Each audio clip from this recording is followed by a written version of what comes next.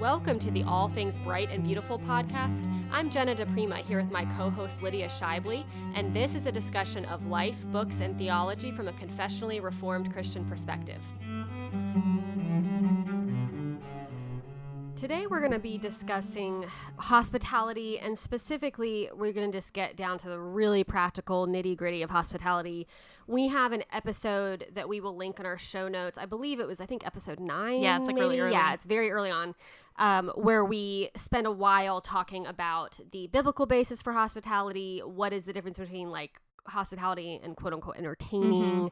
And we go into some practical tips in that, but we do spend a long time talking about why as Christians we should show hospitality. Yeah. So we're not going to do that today. We're going to assume if you're listening to this, if you don't know what you think about that, or if you agree with that, go back and listen to that episode first, then listen to this one. This is for people who are like, okay, I get that as a Christian I should show hospitality. I understand it's different than just like entertaining and impressing people, that it's a way of loving them, of serving them, of obeying the Lord, all of these things. Like, so I want to do those things, but I'm not quite sure how. Yeah. How do I do it? Maybe I'm an introvert, or maybe I don't like to cook, or maybe or we have a tight budget, or my husband isn't on board, or right. whatever. There's a myriad of reasons why people struggle to show hospitality. So this episode is just like very, like, if you were, hopefully we're going to a little bit replicate, like if you were to come into my kitchen with me, or Lydia's kitchen with her, or our home, or stay with us,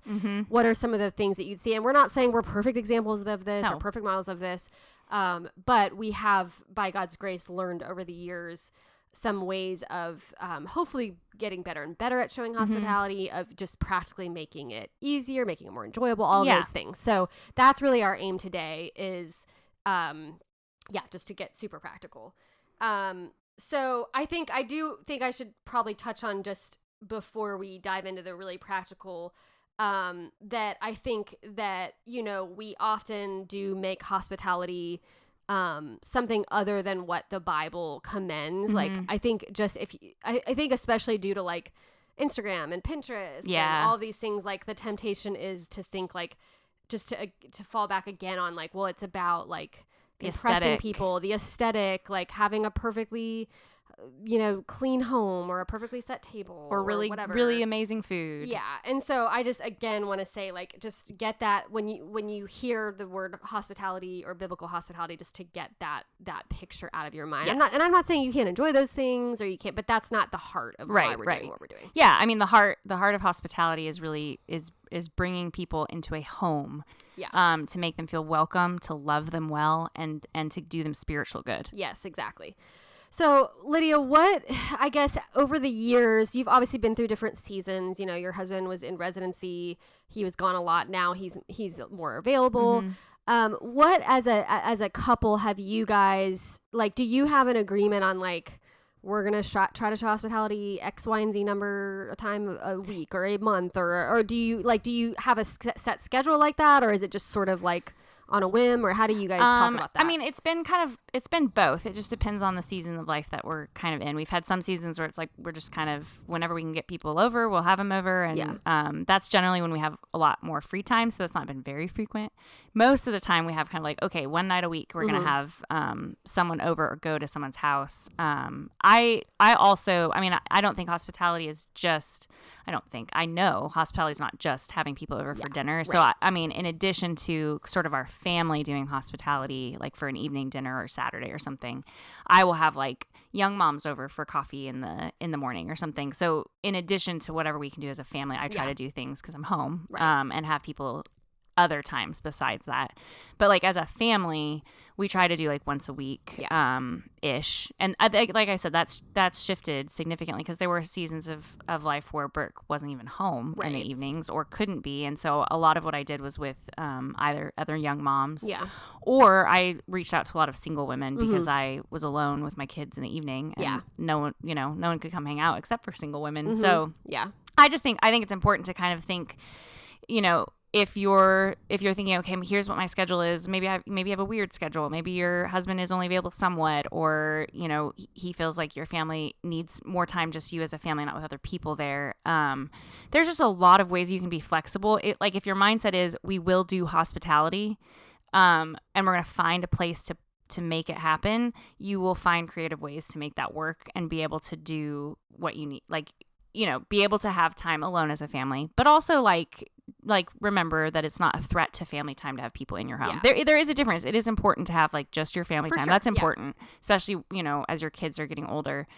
But it's like include your kids in having hospitality. It's good for them. It's good for them to have people in the home. Yeah, for sure. I think we talked about that in that last sure episode quite a bit. But I just think I think that it's helpful to kind of just think in terms of be creative. Like, okay, we don't have a lot of evenings that we can do. Well, we can have people for lunch on Sunday after church, or you know, my husband works a lot. So, well, on the evenings that he's working at night, I'm going to have someone over so that I can have dinner with someone else. Like, just don't be so boxed in that you think there's only one way to do it. Yeah. And I think you do that really well, Lydia. Like, I sometimes I can be more compartmentalized with my time. Like, this is my...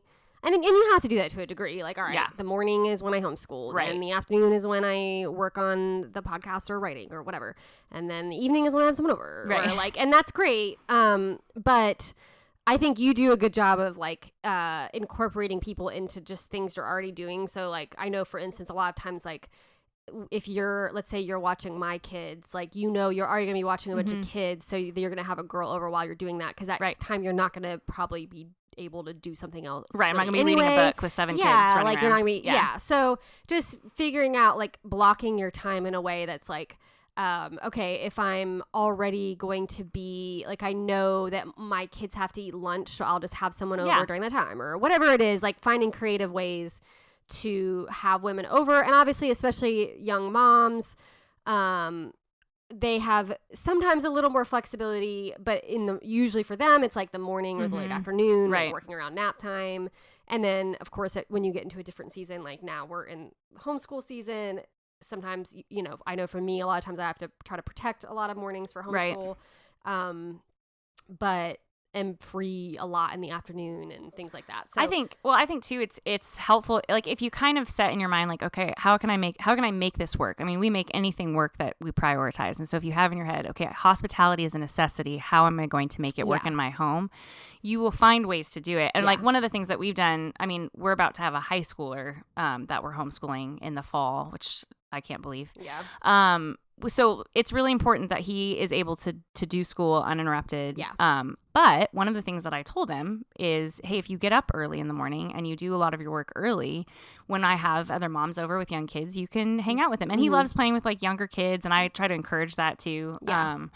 And so, you know, or you just have more free time in the rest of the day. And so he gets up at 5 o'clock on his own every morning so that he can get his schoolwork done early and have more. And that just gives more freedom to the rest of the day. And so there are ways that you can kind of, like, homeschooling gives a lot of flexibility. But yeah, I find if I plan ahead, like even like Sunday afternoon, sometimes I'm like, oh, that's really overwhelming because we have church. How am I going to get lunch? And it's like, well, if I plan ahead for that, then I'll have something on hand that we can make, even if it's a last minute thing. You can have the right things in your pantry, have food available to do last minute things, because sometimes that works. So I think sometimes planning ahead and being a really good steward of your private time opens you up for a lot more hospitality. So I think it's important to think in those terms of, well, what I'm doing in my alone time, my private time, actually opens me up from, and that's the other thing. Like, yes, you need to guard your time as a family, and you need to make sure that you have time, you know, like I write and I do the podcast and I read, and my husband and I want to spend time together. That's all very important stuff, and I need to make sure I guard that. However, if I'm frittering that time away and the time that I'm spending with my husband is us sitting on our phones scrolling instead of interacting, it's going to feel a lot more stretched than maybe it would if we actually were more intentional with our time. Or if, you know, I'm spending my afternoon scrolling Instagram instead of writing, well, then I'm going to suddenly be like, oh, I don't have enough time to do what I need to. And it's like, well, no, I just didn't steward my time very well. So I just think that's important. I find that often when I'm like, you know, there are occasions that maybe I overbook myself, but most of the time it's because I haven't been a good steward of my private time, that I don't have more available for other people. And I just think that's important to keep in mind and be disciplined over. Yes. And to just recognize your private time is private, but other people lose out if you aren't stewarding it well. So it's not just about you. Yeah. Yeah, no, that's a great point. I think in general, it's having a view, like viewing your time as something you have to steward well, steward to God's glory. And also recognizing, and we've talked about this before with things like reading or going to church or reading your Bible, all of those things, you will make time for the things that you prioritize. And so if you just decide in your mind, I will show hospitality, that I do view this as a priority, I view this as a biblical priority, then you're going to find ways to do that. And how you do that might look different from someone else. Oh, for sure. You might not be able to have someone over once a week. You might be, or you might be in a different phase of life. You might be single. You might be, in hard financial times, like whatever that means. You might have a husband who's unwilling to do that. Right. Maybe you have an unbelieving husband. And so it might look different for you. You might be going out and getting coffee with someone. Right. Or, so we're talking from our own experience where we are at home, we have kids, but there are certainly a variety of creative ways that you can do that. I'd love to talk a little more about, you mentioned like thinking through things like being prepared, having stuff in your pantry or in the freezer. And that's something I have tried to grow in. And I think having, like, for instance, and I don't always have this, but like having frozen cookie dough in your freezer that you can pull out. I was just going to say, you're always really good about that. You always have cookies ready. Just having cheese and crackers that you can randomly pull out, or like having a freezer meal or whatever it is to make it so that you can last minute be like, hey, why don't you come over to someone's to be for dinner? Like, you guys came over last night and we had cookies. Like, you came over after your kids went to bed. Like, and then also there are lots of times where my husband and I will be like, hey, we really want to have y'all over. You just bring your own food. Yeah. Because we don't have we don't have anything in the fridge. So sorry, but we want, and no one cares. No, not at all. They want to spend, they are there because and I'm not trying to, I think when you want to cook a great meal and that is a great blessing to people, but what's so much more important is just being intentional, spending quality time together.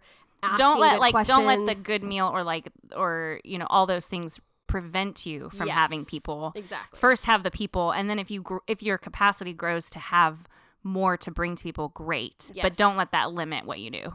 Yeah. Are there other things you can think of, like ways you've tried to be either like prepared ahead of time or try to just like kind of like life hacks, like of making hospitality easier? Yeah, like you mentioned that I almost always have like charcuterie stuff, and not even like necessarily fancy stuff, but just like making sure I have, a couple different types of cheeses and crackers and meats and jam.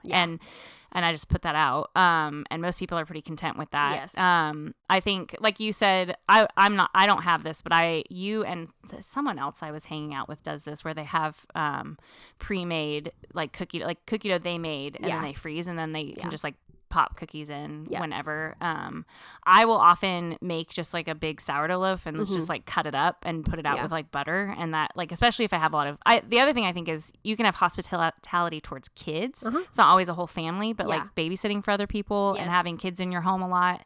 And so that's what I do a lot when I have other people's kids over, is I just have a big loaf of bread and they can just come and eat it whenever they want. And that's like, if you are into bread making or sourdough, that's such an easy thing you can freeze loaves, you can so you really do kind of always have that on hand. Yeah, but even just like having bananas always on hand, or apples, like they're inexpensive things that you can just like have, ready for like that type of thing. And then I think for meals, you can almost make anything with ground beef if you just have like some ground beef in your freezer, or like you were saying, making freezer meals. Or a lot of time what I'll do is I'll just make a big meal one night and then like freeze it, and that'll be either a lunch or something like that. So just just thinking, okay, how can I just have something ready to grab, and then like having pantry staples like pasta or whatever, so that you can throw stuff together if you need to. I'm trying to get better at that too. I have not always been good at freezing meals, but there's a girl I follow on Instagram, and she talks about like feeding the freezer is how she puts it. And like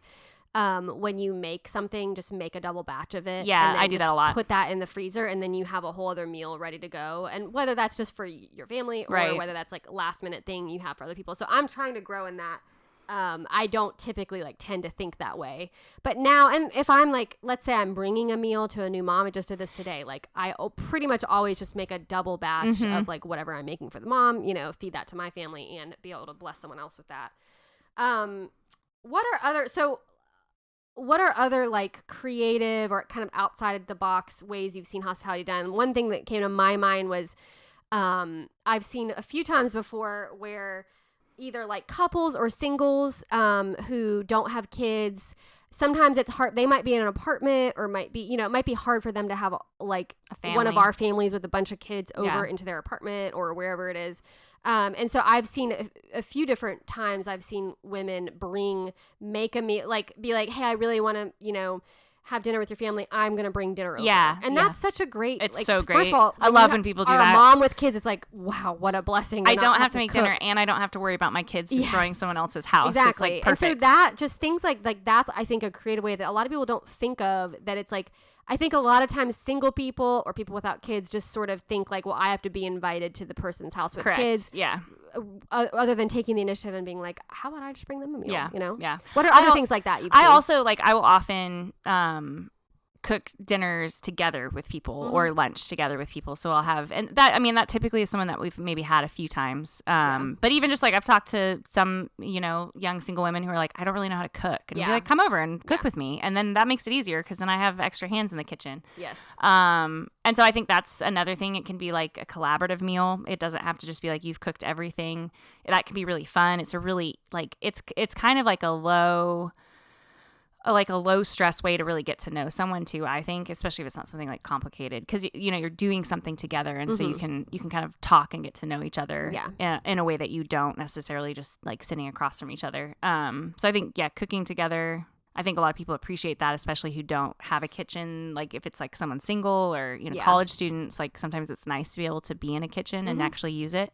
And also, like, honestly, I'm not going to lie, that sounds somewhat stressful to me. I'm like very task oriented. And so I get like kind of stressed. Like I want to do, like, I like having the meal like done before my guests arrive. Like that's typically, I don't think I ever have it done before people get here. I've learned about myself, and I don't always, but I've learned about myself that when I have to cook a whole meal once like a family's there or people are there, it's stressful because I'm trying to talk to them, but I'm like really focused on whatever I'm making. And well, you also make like pretty like amazing food. I'm thinking more simple things sometimes, but I think that so you just have to know yourself. So for me, I've learned, okay, rather than running around like a crazy person the hour before everyone gets there, like make something that's pretty much already done. Sometimes I'll have to do a few last minute things, but like make something that's mostly done, and then you don't have to, like, for me, that just helps me a lot. Yeah. No, and I think that's actually, I'm glad that you said that, because I think as you're listening to this, I hope, like, Jenna and I are very different people. Yeah. And there's a lot of like crossover in our hospitality, but most of that I think is the conviction about hospitality and less so our personality. Yeah. So I just think that's true. Like you try out the things that we say, and if you're like, yeah, that doesn't actually make it easier for me to do hospitality, well, don't do that. Try something else. Yeah. And I think the principle is you have to do hospitality as a Christian. Yeah. How are you going to do it? And like, every family looks different. Every individual looks different in how they do it, but the principles are still there. What's the goal? And just think about that. Okay, you recognize, well, the goal is for me to interact with these people. Yeah. So being stressed in the kitchen while they're there is not accomplishing that goal. Exactly. So I need to do something different. Yes. And so I just think thinking through, okay, what's my ultimate aim in having someone in my home, and how do I accomplish that? Yes. And you can try all sorts of different things to get there. And I just think you just try on different things and see what you like. Yeah. So I also want to talk about children, both how can you involve your own children in hospitality, and then how can you show hospitality to other children. So a few thoughts I have on that. I think in terms of involving your own children, I think you're not going to always be able to do this. Sometimes it's going to add more stress, but I think allowing your kids to cook with you when you can, I think is huge for them. Maybe start out having them help you, not when you're having someone over. Give them the skills first. But they'll get to the point. I mean, my daughter's 7 now. She's legitimately like helpful to me with certain things, and so I think not only is it teaching your kids an important skill, it's time that you're bonding with them. It's also teaching them to show hospitality. Yeah, it includes them, and I would say also cleaning the house, getting the house ready. Not that your house needs to be like spick and span, but you want to prepare your space. And if you teach them how to do that and involve them in that, it makes it much less overwhelming for you to show hospitality, because you're like, it's a team. Yeah, my house is a mess, so we're all going to work together to clean it up. And like one of our things that we do with our kids is when people leave our home, we all work together to kind of restore order, especially if you have kids, because kids just kind of like tear through a house if you have a lot of kids over, and that's just part of it. That's part of it. And, it's actually been a great training for our kids, because, we might have we have a basement where a lot of kids will play, and it just sort of explodes when there's been a lot of kids down there. And so we have our kids come down and we're like, we're all going to clean together, and they'll often be like, oh, it's such a mess, I hate when it happens. And one of the things that we can teach them is, well, this is part of opening your home. This is part of how you serve little kids. And so we're loving them by cleaning this up. And we can joyfully do that. And it's just a great opportunity to start teaching them those principles to then make it easier for them to show hospitality when they're on their own. Yes, definitely. We also have tried to work with our kids on always greeting people when people come to our house or when they go to someone else's house, greeting them, saying hello, saying goodbye. And then also we've kind of started this new thing that our kids like with people new. Every time we have someone new in our home or someone that they don't know or don't know well, they have to ask each of them has to ask a question. Yeah, we do that too. And great. So a lot of times they'll ask like, how old were you when you became a Christian, or what's your favorite book, or or sometimes it's like, what's your favorite color? Yeah, but that's fine. But yeah, it's teaching them to interact with adults. It's teaching them to show hospitality. It's teaching them to care about someone else. Yeah, and so I think, and it's a very easy. It's very easy, and I think that's one of often the challenges, especially if you have younger kids, of having like conversation at a table. Yeah. As adults, I think it can be very easy to kind of just have our adult conversation, and kids are just ignore there. The kids, yeah. And then they become loud and rambunctious, and it's hard to carry on a conversation. You get frustrated with them. But what I've found is when we include, and we have 4 kids, so it's not like it's a calm table. Yeah. But it's like when we include our kids, and what we've tried to teach our kids, even like when it's just our family eating, is we have one conversation at the table. We don't have 5 different conversations. We don't shout over each other. Yeah. One conversation is going on, so we listen to the person talking, and we wait our turn to talk. And so then they are learning. I mean, they're learning all sorts of skills through that, but like you said, they're learning to care about the people at our table. But I think a lot of that we had to kind of like recognize, we need to actually include them. Yeah. And we need to include them. We can't just do the like what's maybe the easier thing to just have an adult conversation. Like we need to bring them along into that. And what we then do, we typically, if we have people over with our kids, we have them at the table during dinner and they ask their questions and we all talk. And then we do dismiss them to go play after that, and then we have like a more adult kind of conversation kind of after dinner, depending on the age of if they have kids or if their kids are really young. And I find that you kind of get both that way, because by the end of dinner, kids are like, okay, I'm kind of done having conversation, I want to go play. Yeah. Or they might have kids, and so we'll often send our kids off to play with their kids. So then you kind of get both. You get like kid appropriate conversation, and then maybe you get to the more deeper personal conversation after the kids are dismissed. Right.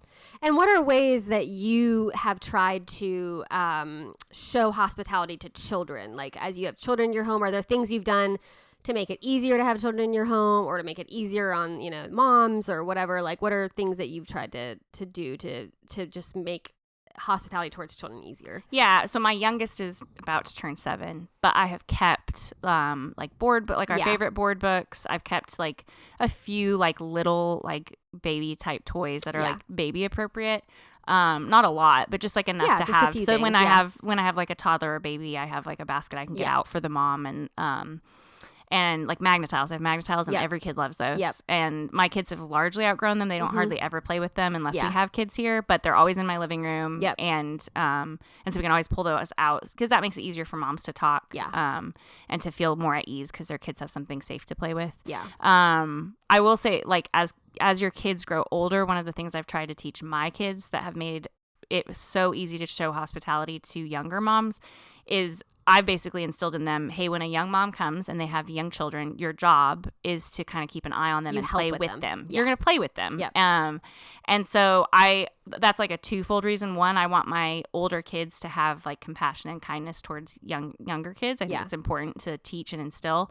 And then it also frees the mom up. So then the mom can actually talk and not be stressed. Yes. And so it's a great way to minister to a young mom who's like always having to chase a toddler. Yes. And my kids are now great with little kids because they have lots of practice.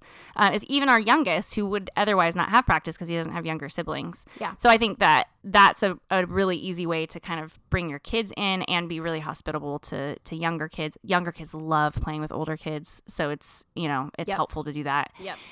So yeah, I think, and then just having food, lots and lots of food. Lots of snacks. We have like a budget line in our budget for hospitality, just to make sure that we have enough food for, giving people, like we've talked a lot about like, oh, can we reduce our food budget? And it's like, no, we're we're going to pull over here and make this budget item less so that we can have more for hospitality, just because it really does make a difference to be able to have food for people. And it doesn't have to be fancy. No. But like, especially for kids, like having cheese sticks available, or, you know, options for kids that have allergies, and being ready. I often will, like, you know, we have pretty much peanut butter jelly sandwiches for lunch most of the time, but like I offer that to like to kids that are coming over to my house, and like my expectation is I'm going to feed you.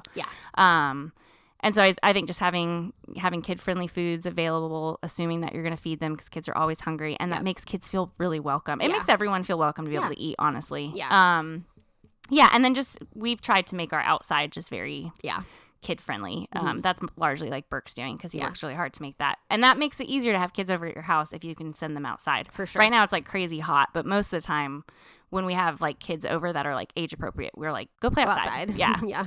Do you have other things that you'd add to that?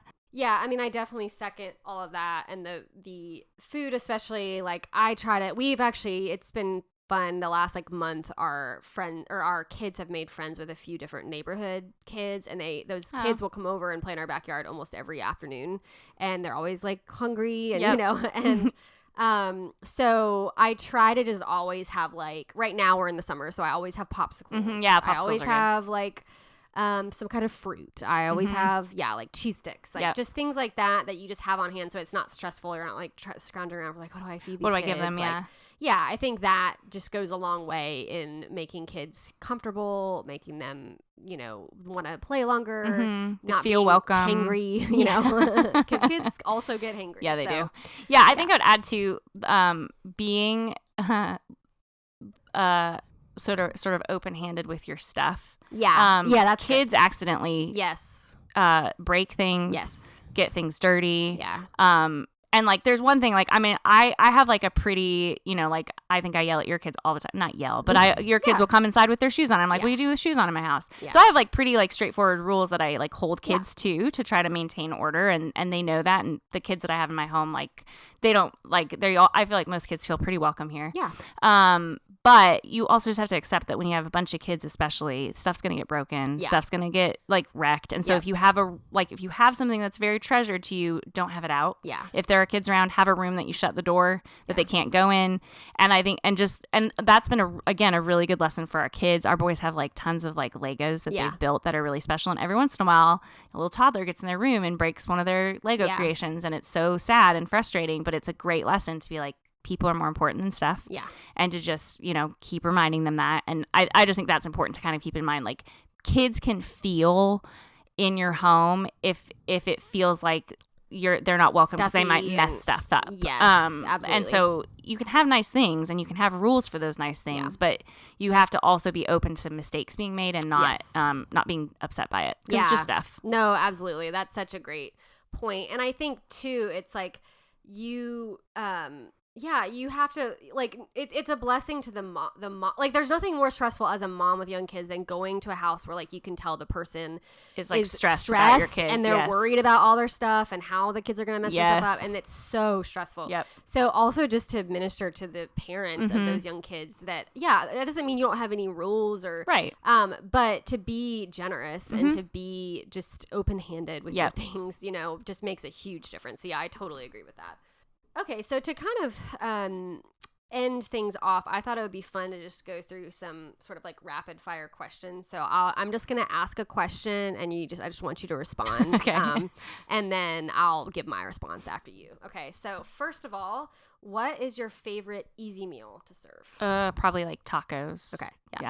Yeah, I would say, I mean, I do like tacos a lot too. I also do a lot like Greek bowls, so just like I've had those at uni. They're so good. I mean, really any kind of bowl. Like, I do bowls all the time. So something with rice or quinoa and then like produce and some type of meat. That's like, super easy. Yeah. Favorite dessert to serve?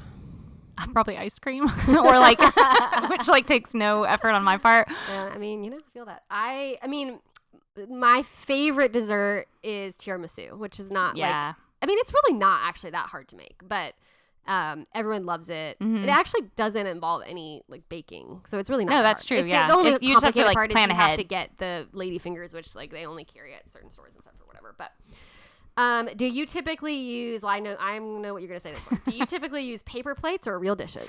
Well, I used to use real dishes all the time. Well, I prefer to. But Lydia's kind of low-key, like, anti any paper products. Yeah, like, I hate them. She doesn't ever have paper towels. I don't have paper towels. Like, wrap with wrapping paper.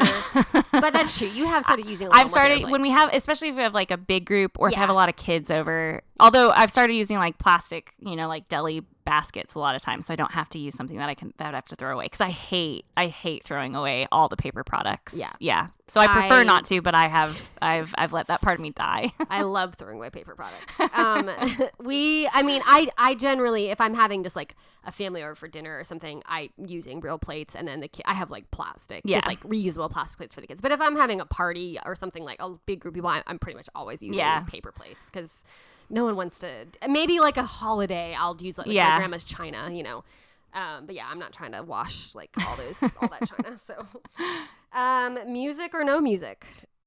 This is like a big argument with my husband. So Burke would say music, and he always wants like music, but I get really distracted by it. Yeah. Depending on what it is, but like most music, if there's music in the background, I'm usually like trying to listen to it, and so then I get distracted from the people in front of me, and I almost always am like, the music is too loud, and then he's like, well, it's not loud enough to hear now. So what, like, if you are playing music, like, do you have like a hosting thing you normally play? No, I won't play. Like, what are your Burke? He will play. I don't know. He plays anything from like, I don't know, like Lady and the Tramp background music to to like rap. I don't know. He just chooses random stuff. Maybe that's part of my problem. Yeah, that's rap's kind of I'll weird. listen to music while I cook, and like before people get over to the house. Like, I like to listen to like French cafe. Yeah, music. I like French cafe. Yeah, too. but once people are there, I don't like to have it on in the background at all. I love listening to like French cafe or jazz if I'm like cooking. Yeah. And then my preference when people are over would be to pretty much always have like jazz or instrumental or like maybe like kind of laid back, like folk kind of stuff. My husband is much more like, I want classic rock. I want Oasis. I want like, so we have this, he also has this. Apparently this is a point of contention. He has this hosting playlist that's like all like banjo. I've been there and it's super distracting. Yeah, so that one it's not my fave.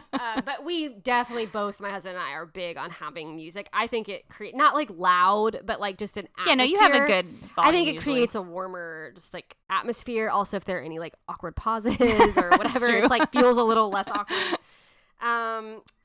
What's your standard for how clean your house needs to be before guests? Oh, well, it's pretty low. Are there certain things like non-negotiable, like these things have to be done? I wish. I would love for it to be like, my bathrooms are clean, but they're not. Well, you have like a million bathrooms. I mean, I would think only or even just like the main bathroom. It just doesn't stay clean. I have 3 boys, so yeah. No, my standard is pretty low, and that's actually been a comment many people have said. It's like, oh, like your house is a mess and you have us. It's usually meant to be a compliment, and I take it that way. But yeah, no, my standards are probably lower than most. I would say that I try. So we have our main like guest bathroom is also our kids' bathroom, so it is hard. But I feel like it's always pretty clean. I have actually taught them. They will wipe off they'll put all their like toothbrushes away, wipe off all their toothpaste gunk that's inevitably there every single day. So like they will wipe the countertops off. I might do like a quick swipe of the toilet. So that's like big for me. I try to always have at least that done, and then I just try to generally have the house picked up. It's definitely not. I will say I do try to get rid of the clutter, and that's usually what I have my kids do. But like we host co-op in our house every week, and so I'm like, I'm not going to worry about it. I mean, we're mostly outside, and it's a bunch of kids. Yeah, and it does also depend. And also, all those kids are going into my bathroom. I'm like, I don't really want to get it pristine before all those muddy hands get in there. Yeah, I mean, I think it does kind of depend on who you're having. For me, a little bit. Like when you guys come over, like I don't even think the standard is much lower. I just like, don't even. Well, it's just like, it's different. You're like family. I'm just like, I literally don't care. You've been in a house a million times. Who cares? Yeah, exactly. But if it's like someone new or I will say if we're having like I just want it to be nice, comfortable. And nice I will say when we have like a new family over for dinner or something, I'll make sure the bathroom gets cleaned, and like our main area that everyone hangs out is like more tidy. Yeah. What is your biggest hospitality fail? I feel like I have a lot. It's usually like some sort of like cooking failure. Like I had someone over like after church and I had planned ahead. I had made like soup in my like Instant Pot and it was supposed to be ready when we got there and the chicken was totally raw. And so we had to like order takeout. Yeah. They never came again. I mean, that's kind of similar to my story. I had a family from church, like early on. We had just planted this church. My husband was like a new pastor, and it was like this new family in the church. And I cooked. I think I had never made pork tenderloin before. And I do this to myself a lot. Like you do like new recipes. Yes, like most people will make something they know that they have down well. I like often will make a new recipe, which like I love cooking. I love trying new things, and I've gotten confident enough in the kitchen that now I feel like I can do that, and it usually turns out fine. But this was like probably not the best time to try. It was like a bacon wrapped pork tenderloin, which is like pretty complicated. Yeah.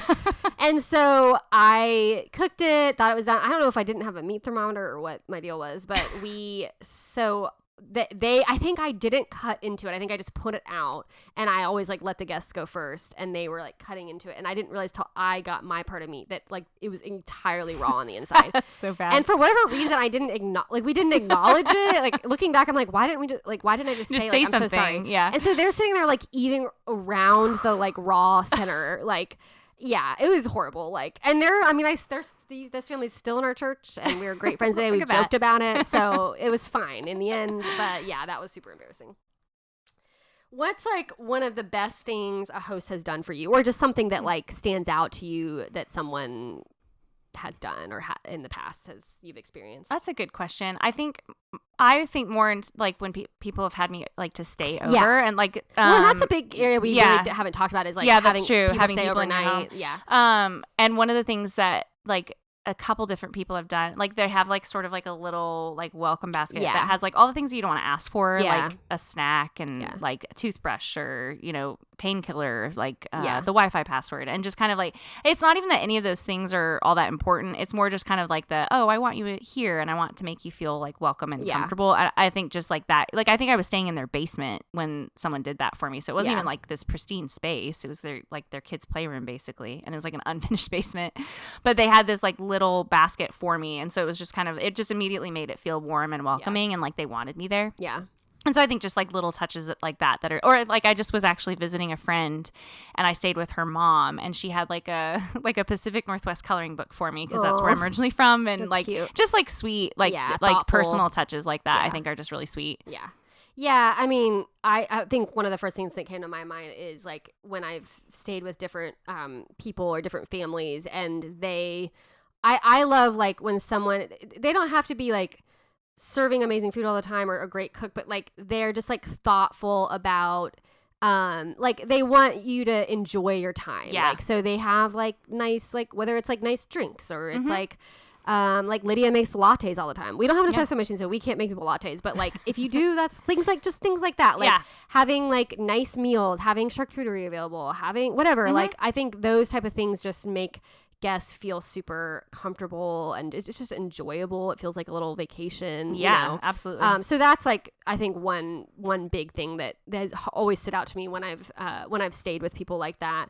And then I think also just being like, I mean, the times that stand out to me the most are people who are warm and inviting, who ask intentional questions, who are focused, value their time with you. Like that's more important than I was really gonna say people else. who like stop and like take a minute to like talk to you over even if like even people I've stayed with where I'm just like sort of passing through, like it's not actually the person I'm going to see, but they let me stay in their house or something like that will like stop and chat over coffee or whatever, and it's just kind of like there's like an intentionality, that sort of picture of like I want you here and I'm glad that you're here and I want to get to know you, and even if it's just a short little window of time.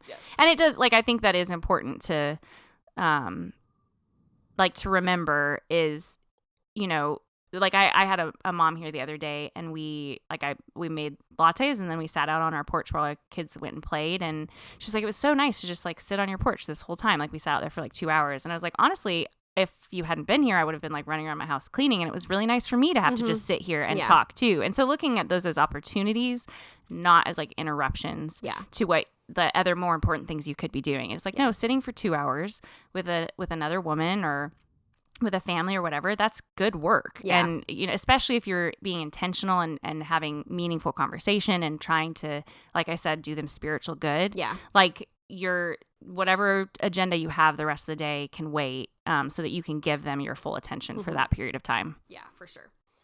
Okay, last one. What is a hospitality tip you think people should know or that they'd benefit by knowing that you haven't already shared? We've already shared a lot of things, but use hospitality as an excuse to get an espresso machine. I've been trying to do that for years. I will say people get like delighted when you can like absolutely. make really good latte. And if you do have an espresso machine, learn how to make good lattes. No, I don't know. And a tip that I haven't shared already, I don't have one besides that. Or, just have like some like, back pocket thing that you make really well that you can just easily make, like, like cookies or scones or something like that you can just be like, oh, let me just, pop this in. I think just having something really good, even if it's just one thing, is, I think. Yeah, like having a go-to meal that you make for guests, and then it sort of takes away that decision, like that you have to make yet another decision about another meal. Like you already know, already this is like my go-to thing. Do you have? Okay, I'm going to answer the tip thing in a second. And I said last question, but that made me think of one more thing. Do you have a go-to? So I asked like go-to easy meal. Do you have like a go-to, like this is my like when I really want to enjoy a meal or like a nicer meal? Do you have a go-to? No, I feel like usually if I want to go like nicer, I generally try to try something new. Okay. Yeah. Yeah. Because that like takes a lot more mental effort. This is a good question too. Do you have a favorite cookbook or like person you follow? You got me. Oh shoot. What is it called? The one that you got me. Not the that Defined long ago. Dish. The Defined Dish. Yeah. I really like her stuff a lot. I use a lot from that one. Yeah. And then some of Half Baked Harvest. Some of hers is like almost like too fancy sometimes and like too many ingredients that I don't have on hand. Yeah. But if I want to try something different, I like to use hers a lot. And then it's actually like a runner's cookbook. It's called like Run Fast, Cook Fast, Eat Slow or something like that. And they actually have some really good recipes in there that I use a lot. Sweet. I obviously also love Defined Dish. And I do enjoy a lot of Half Baked Harvest stuff as well. And then I also really like Ina Garten. She's like more old school. Yeah.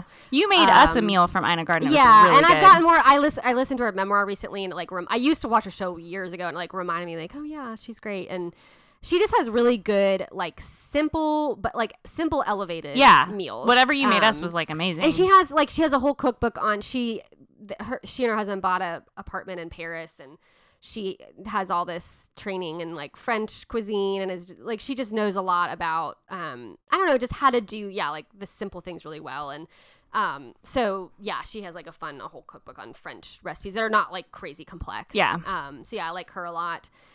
For me, I probably have a few go-to like nicer meals. I tend to do like Italian. My husband is Italian and I've learned stuff from his mom and his family. So I make like things like chicken parm or chicken marsala, pizza, things like that. Or like a nice like pork tenderloin or steaks or, so we have kind of, depending on the season, I have probably like a few different go-to nicer meals.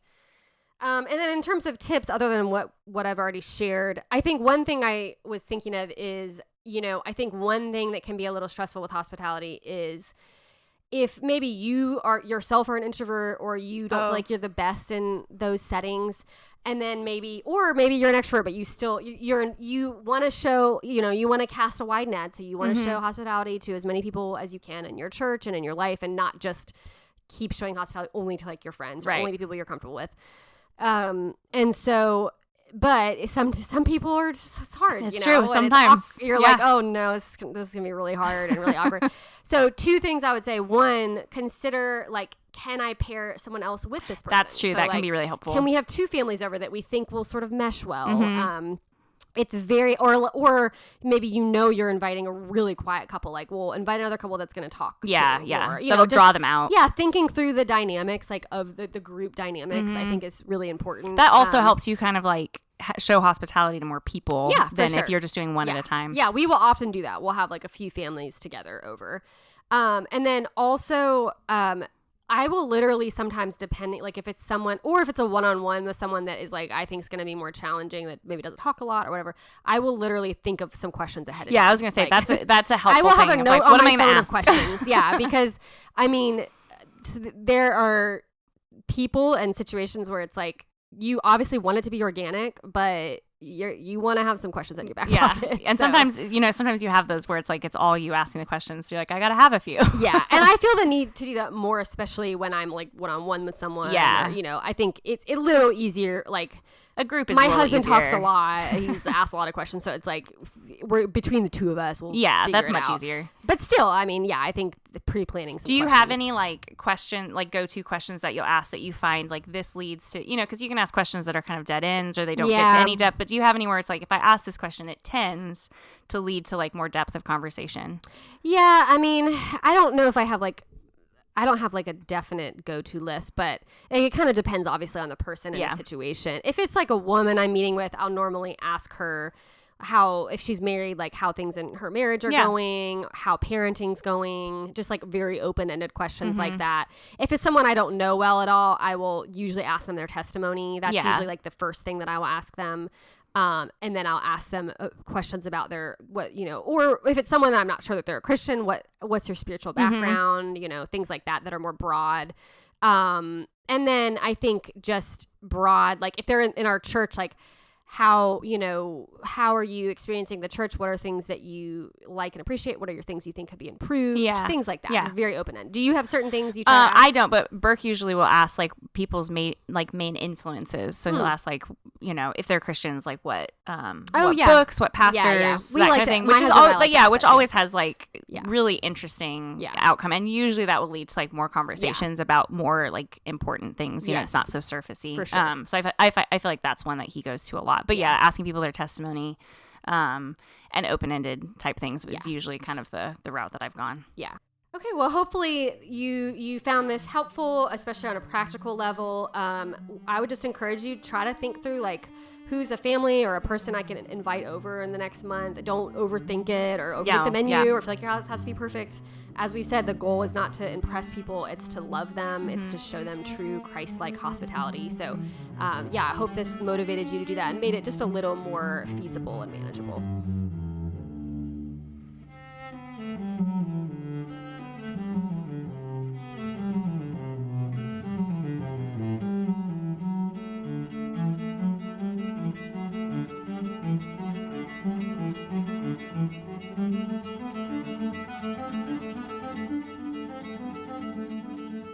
Thank you for joining us today. If you'd like access to more resources, we have a website at allthingspodcast.org. We hope that you'll join us for our next episode.